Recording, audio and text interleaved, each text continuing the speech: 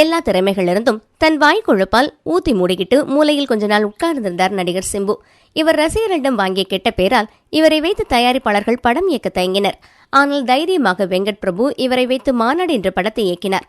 மாநாடு படத்தின் வெற்றிக்கு பிறகு சிம்பு வெந்து தணிந்தது காடு, 10 தலை என அவர் நடித்த 2 படங்களும் வெற்றியை பெற்றது. விட்ட இடத்தை பிடிச்சிடலாம்னு எதிர்பார்த்த இவருக்கு இயக்குநர்களின் தயவு கிடைக்கவில்லை. அந்த நேரத்தில் கமலின் ராஜ்கமல் தயாரிப்பு நிறுவனம் கதவு தட்ட எதிர்பார்ப்பில்லாமல் ஓகேன்னு சொல்ல பெரிய பேனர் படம்னு சிம்பு நிறைய ஒர்க் அவுட்டுகள் செய்து வீடியோவை வலைதளத்தில் வைரலாக்கினார். நீண்ட தலைமுடி, ஸ்லிம்மான உடம்புன்னு படத்துக்கு நிறைய ஹோம்ஒர்க் செய்தார். ஆனால் படத்தின் படப்பிடிப்பு தான் இன்னும் தொடங்கிய பாடில்லை. ஏனென்றால் தேசிங்கு பெரியசாமி இயக்கத்தில் உருவாகும் இப்படம் ஹிஸ்டாரிக்கல் பிலிம். அதனால் ப்ரீ புரொடக்ஷன் வேலை அதிகமாக இருப்பதால் இன்னும் படத்தை தொடங்க முடியவில்லை. இன்னொரு பக்கம் கமல் தக் லைஃப் படத்தில் பிஸியாக இருப்பதால் இப்படத்தில் அவரால் கவனம் செலுத்த முடியவில்லை.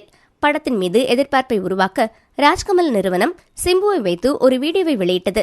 இப்படம் அதிக பட்ஜெட்டில் உருவாவதால் OTT தளத்தில் படங்கள் தற்போது அதிக விலை போகாததால் படத்தை இப்போது எடுத்தால் சரியாக இருக்காது என்று யோசித்திருக்கிறார் கமல்.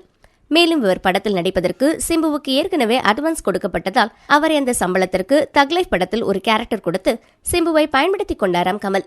நம்மை சரித்திரம் நிச்சயம் பேசும் என்கிற நம்பிக்கையில் சிம்பு மௌனமாக தக் லைஃபில் நடிக்கிறாராம்.